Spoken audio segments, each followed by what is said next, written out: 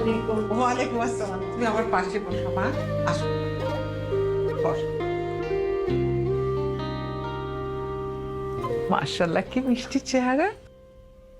তা মা, তুমি কতদূর পড়ালেখা করেছো? আমি তো পড়াশোনায় সবসময় ভালো ছিলাম। আমাদের পরিবারের সবাই পড়াশোনায় অনেক ভালো। আমার দাদা পরদাদা সবাই অনেক পড়ুয়া ছিল। আমার দাদা যখন মারা যায় তখন ওনার বুকের উপরে বই ছিল।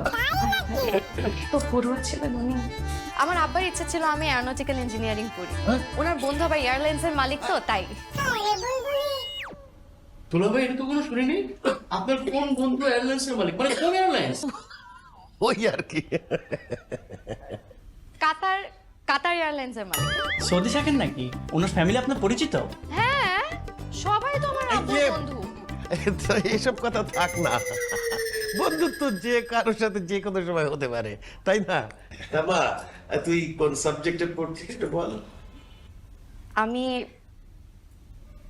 বাংলায় পড়েছি। কি বলেন? এরোনটিক্যাল ইঞ্জিনিয়ারিং থেকে একদম বাংলা? এত প্লেন গোত্তাকে একদম ধান খেতে পড়ে গেছে। সমস্যা নাই, বাংলা ভালো। চুপ কর, কথা কও।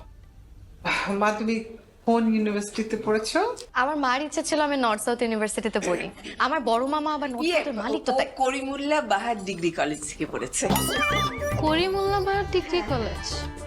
এই মা, এ তো সব আগতলা থেকে চুকিতলা চলে যাচ্ছে।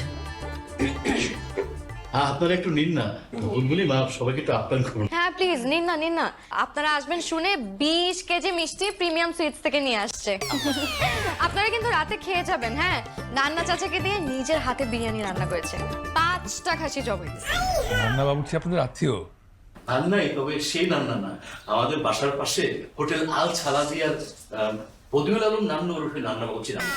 ও, আমি তো ভাবছি সত্যি সত্যি নান্না বাবুর্চি রেঁধে গেছে।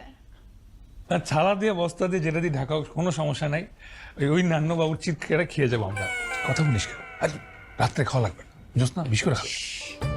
আমার মনে হয় কি, কোনো সিদ্ধান্ত নেওয়ার আগে ছেলে মেয়ে একটু আলাদাভাবে কথা বলুক। মানে সংসার তো ওরাই করবে, ওদের মতামতের একটা দাম আছে, তাই না? ফাইজা, যাও মা, ওদেরকে একটু ওইদিকে নিয়ে যা। ভালো মিষ্টি।